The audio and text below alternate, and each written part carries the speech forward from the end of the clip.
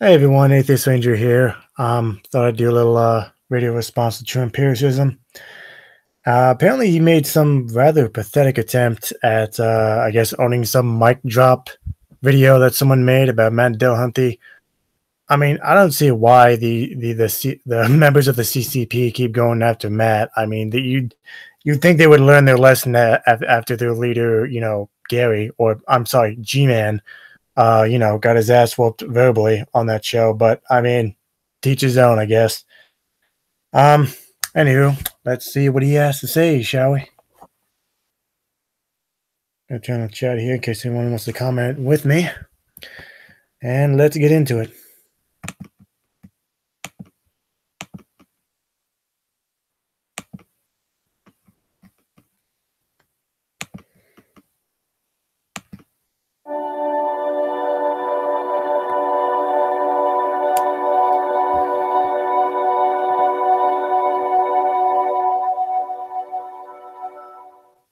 Gods are offered as a way to explain things that we don't understand.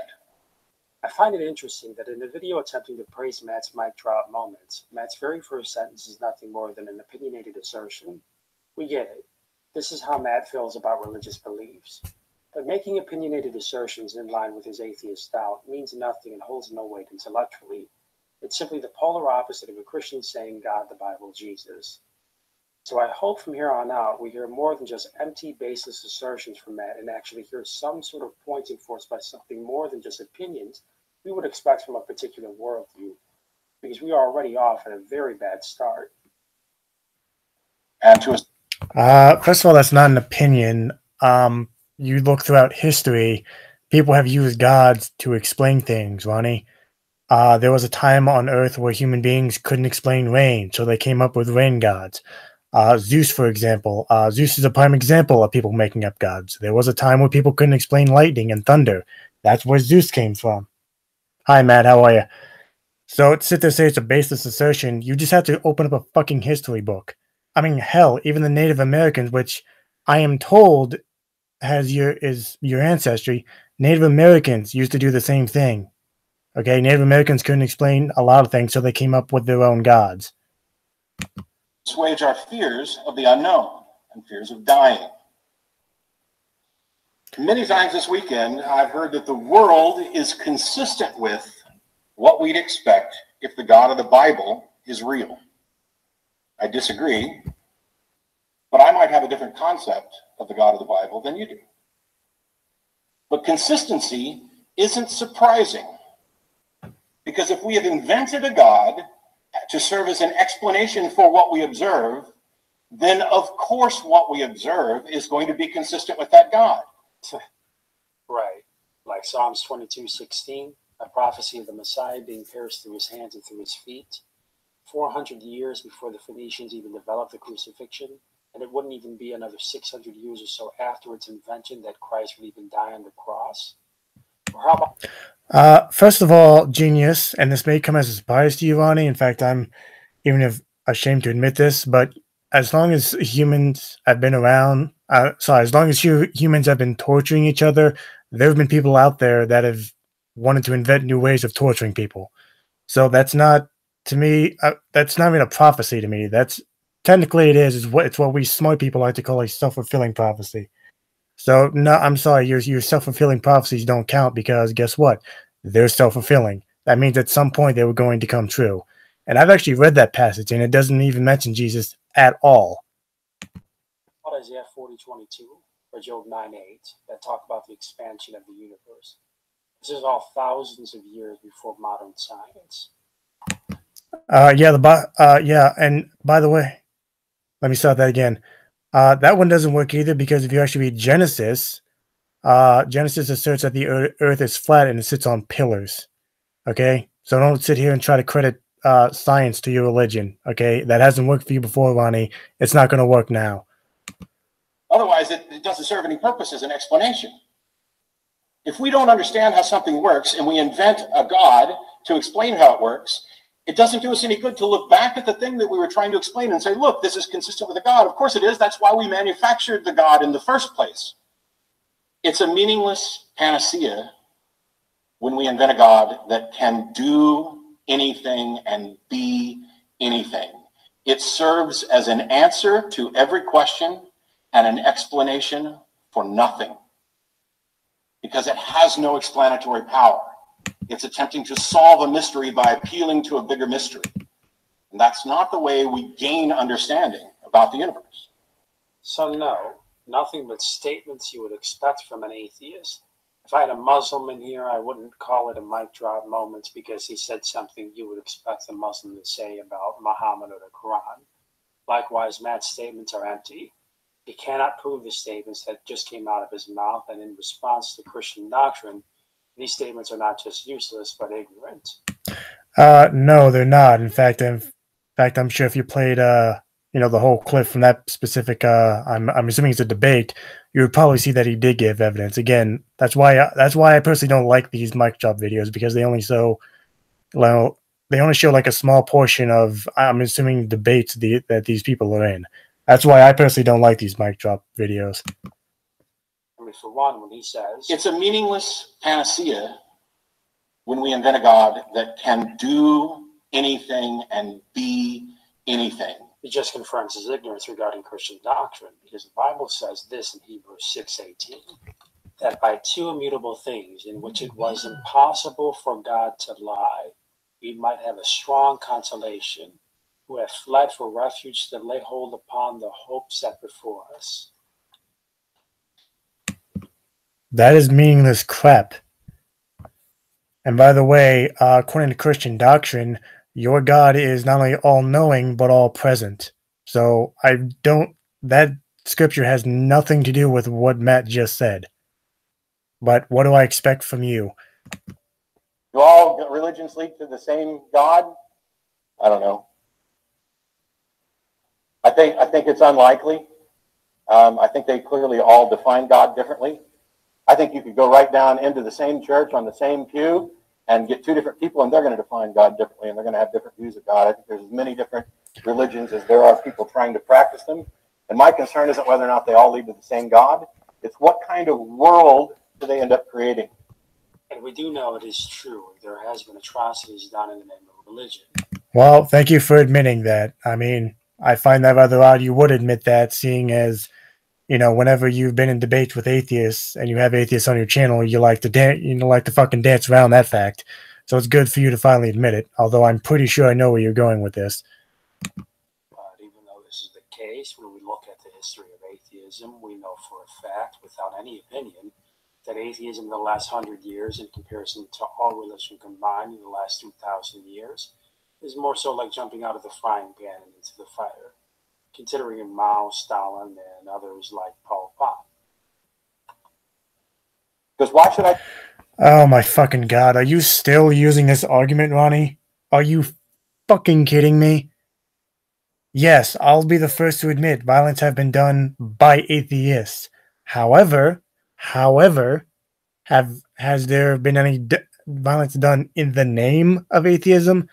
That is a flat out fuck no. That's the difference between atheism and religion. No one has died. Absolutely zero people have died in the name of atheism. Okay? The men you just brought up were bloodthirsty dictators. In fact, I'd like to show everyone a little comment in one of Ronnie's videos that I completely agree with. And that is by something cliched. Stalin was most likely an atheist, which of course he was, but were his atrocities motivated by atheism? I doubt that. And me personally, I don't just doubt that. I know that for a fact. Okay? Stalin specifically cared about, having the entire country under his palm, and he didn't want anything competing with that. And unfortunately, the only thing competing with that was the Orthodox Church. And it's funny you bring up Stalin, and this is something Ronnie probably doesn't even know, or if he does know, he's not going to, say it on his channel because it would be inconvenient for his arguments. Stalin actually restored the Orthodox Church, I believe, in 1946. And after its restoration, he actually allowed the Orthodox Church to have some type of influence in certain communities. Funny how Ronnie doesn't mention that. I care about an afterlife that I don't know whether or not it exists. When I've got a life that I know that I have, I'd like to make it better.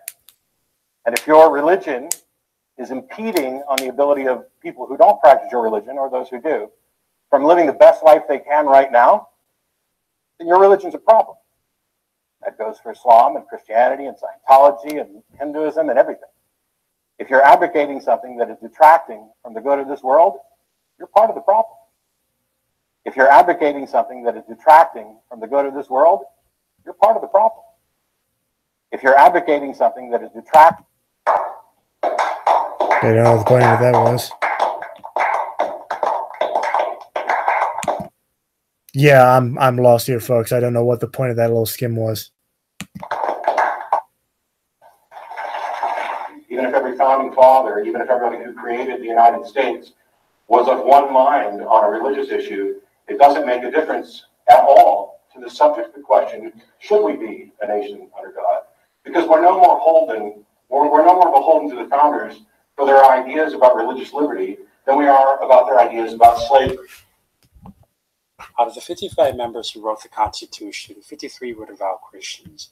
They accredited the Bible and their Christian beliefs as the cornerstone for the development of this country. That is not true. Let me correct you here, you dumb bitch. Only 51 out of the 55 founding fathers were Christians. There were actually 4 confirmed deists. In fact, fun fact for you here, Ronnie, 3 out of the 4 founding fathers that actually took pen to paper to write the Constitution were deists. And I highly recommend a book to my very small audience. I highly recommend a book called The Faith of the Founding Fathers. I read it, I think, my junior year of high school. Pardon me for not remembering who wrote it. But he actually explains in pretty accurate detail how even though most of the founding fathers, let me start that over. Most of the founding fathers were Christians. However, most of the founding fathers practiced Christianity simply out of tradition. They did not take their religion very seriously. In fact, the largest group of founding fathers were, I believe the author called most of the founding fathers Christian deists. And let me explain again what that means, because I know to me it's a bit of a contradiction. The author meant that while most of the founding fathers may have taken the Christian label, most of the founding fathers who took the Christian label were heavily influenced by deism. So no, Ronnie, as much as you want to, I know where you're going with this, we are not a Christian nation at all. We were the first secular society in the entire world, and it got to the point where Europe started copying us. Not to mention the fact that there's this little thing called the Treaty of Tripoli's. And in the Treaty of Tripoli's, Ronnie, guess what it says? It says that we are not at all founded on the Christian faith. Okay, I'm sick and tired of having to bring up the Treaty of Tripoli to idiots like you. You may not respect your heritage as an American or not like it, but the fact is this country was not based on a secular framework, and because it was the product of Christianity is why we progressed further than any other nation in recorded history. To say we don't need it anymore or to disregard it while simultaneously trying to replace it with your own secular position seems to me to be counterintuitive. I probably should let him finish there. No, Ronnie, the reason we survived so long is because we were a secular nation. And we pretty much told the world, guess what? No matter what your religion is, you're more than welcome here. Okay, even Native Americans were allowed to practice their own tradition, wherever they so choose. Oh my God, I'm so tired of this point. I mean, how many times do we need to refute this point to people like you, Ronnie? We are not a Christian nation. I mean, we may be a Christian majority nation, but we're not a Christian nation. First of all, the Treaty of Tripoli's, as I just said, makes it very clear that we are not founded on the Christian faith. Okay, the Treaty of Tripoli's, which was not only signed by a Christian president, but was approved by a majority Christian government at the time.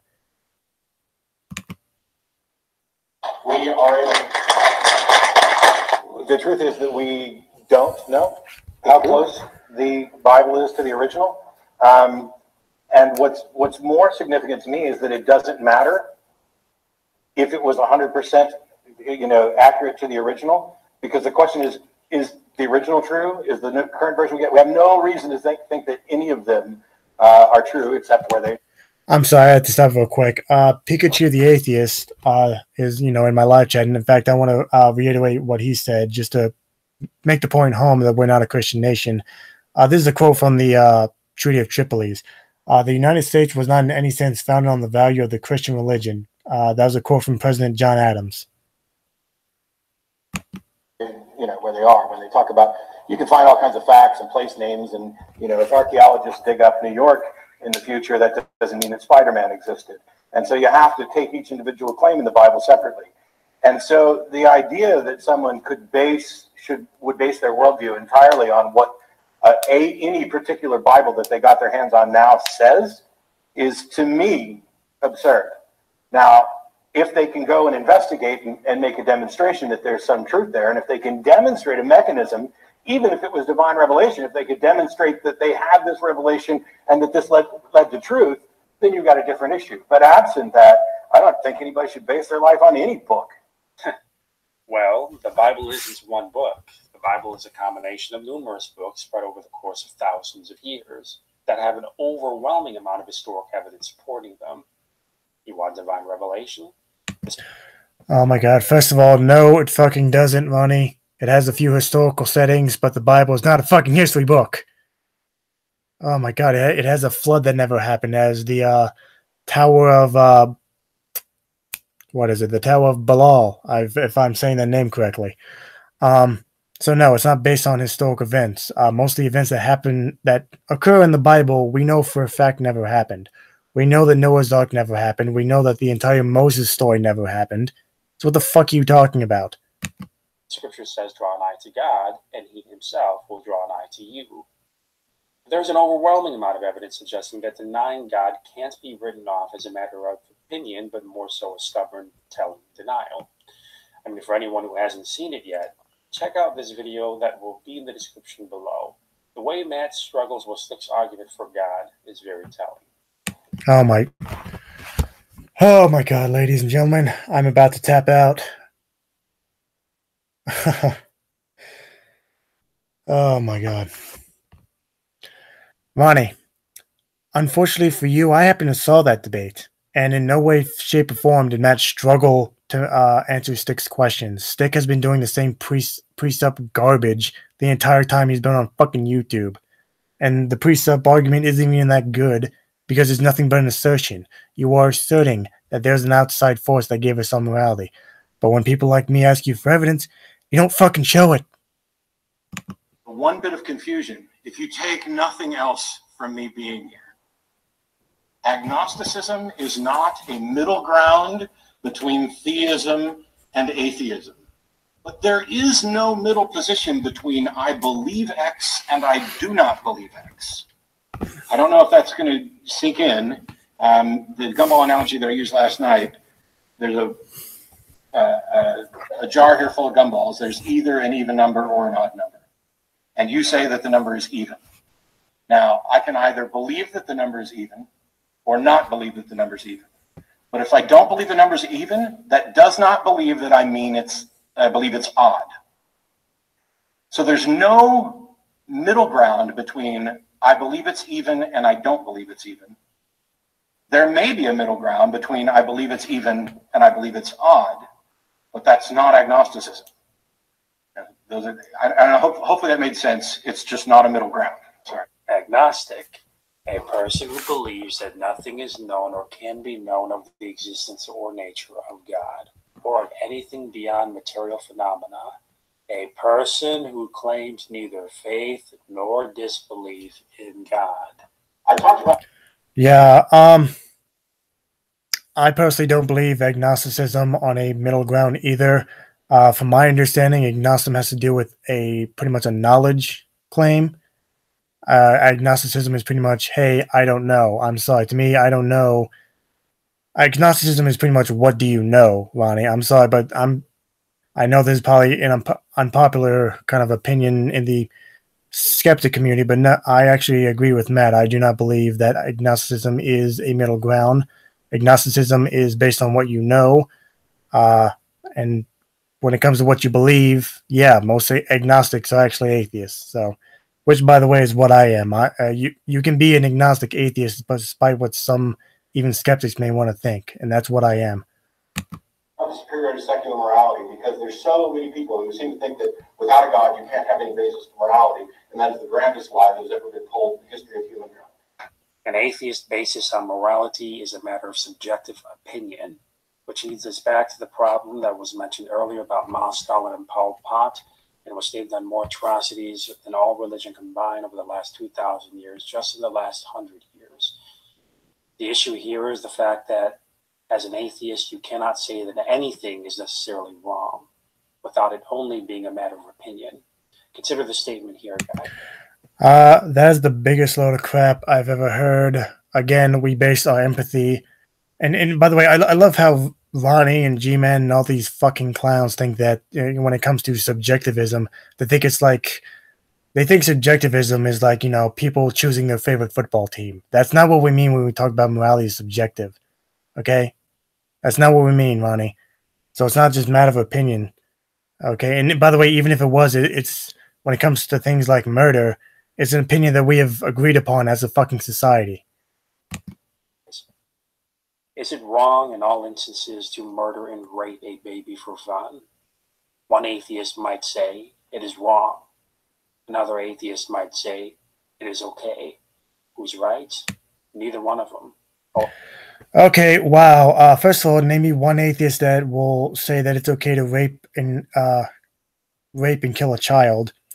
Would love to see that. And secondly, one of the many things that we secularists and humanists base our morality on is empathy and lack of harm. So both those atheists would be right. The atheist that said it's wrong would be completely right because we also base our empathy on the complete lack of harm. Guess what? There's harm coming to that child in that example you gave. Guess what, Ronnie? No one's scratching their head. Atheists aren't scratching their head wondering why it's wrong to rape and kill a child. Both of them. It's just a matter of subjective opinion. And furthermore, considering your religion, you're the last person to be lecturing us on why you think on killing a child is wrong when the God you worship has no problem killing children. Morality is derived from evidence and empathy by the application of reason. What evidence? Whose empathy? You can build a secular. You know what? Sorry, let me back that up. I don't know what he said. From evidence and empathy by the application of reason. What evidence? Whose empathy? Other people's, you dumbass. You can build a secular moral system. Very simple beginnings. It's what we've done. It's just that in the process, people who didn't want to do the work and do the hard explanations, because this is a hard subject, this is a big deal, it's heavy thinking, and the people who didn't want to do that thinking said, it's this way because that God guy said so. And sometimes they were right. Not that the God guy said so, but about their moral views. We've been giving credit, and I'm tired of it.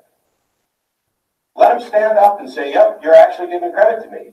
Otherwise, I'm going to give credit to the people who actually do the work, people who actually grant the rights, the people who actually do the thinking that help progress us towards a more moral society. One that, by the way, doesn't advocate slavery, has the God of the Bible evidently does.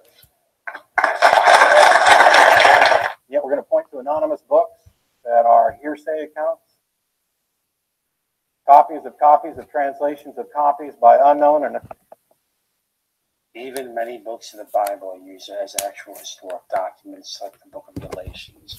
There's more historic evidence for the Bible than Jesus Christ than any other historic figure or document at or around the time of Christ.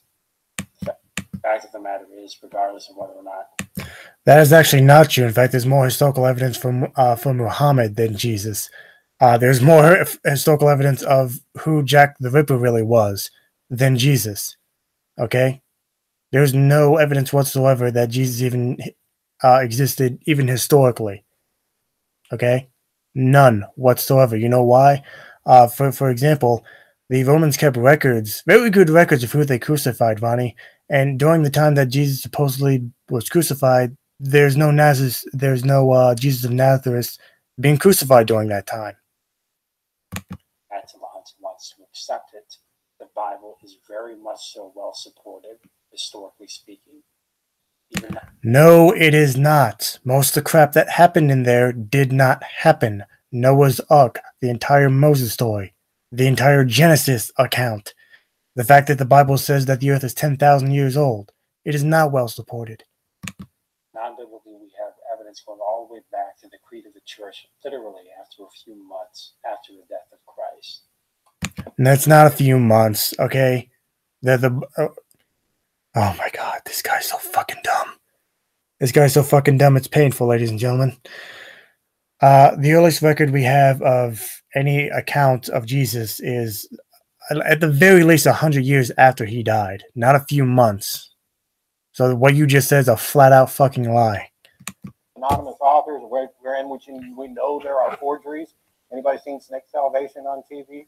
On National Geographic, it's got the snake handling Pentecostals, and they rely on Mark 16, somewhere in the 9 through 20 section, I think it's around verse 18, where she'll take up serpent. Matthew 4:7. Jesus said unto him, it is written again, thou shalt not tempt the Lord thy God. Oh God, that was fucking painful.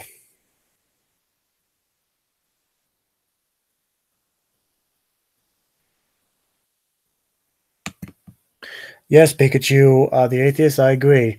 Pikachu the atheist says in the chat, again, the same thing, Harry Potter is a book. Is there historical evidence for Harry Potter? No. Anyway, that's just wow. I mean, I only watched like half that video before I decided to respond to it. I didn't know it was that fucking dumb. My God. So I guess my closing statement, and I can't believe I'd ever thought I'd say this. Ronnie, if you ever see this video, in fact, if you and your little clown friends, G-Man, spoken, I'm not going to say Antonio because I've actually had somewhat pleasant conversations with Antonio. Anyway, but all your little clown friends, stop going after Matt Dillahunty. Okay? You guys are just fucking embarrassing yourselves. And that's coming from a guy who's really not even a big fan of Matt Dillahunty. I have many disagreements with the man. Okay? But you need to get to your thick little head that the man has spent his entire life debating theists much, much smarter than you. And despite the lie you want to tell yourself, you didn't own him in this video. And your best buddy G-Man didn't own him either. You guys need to stop going after the big dogs when it comes to the atheists, because quite frankly, you couldn't even beat me in the fucking debate. And I'm not only a simpleton, I'm not even that good of a debater. And you couldn't even fucking beat me. Highly doubt it. Anyway, that's my response video. I'm the Atheist Ranger. If you like what you saw, like, comment, subscribe. And y'all have a nice night. Later.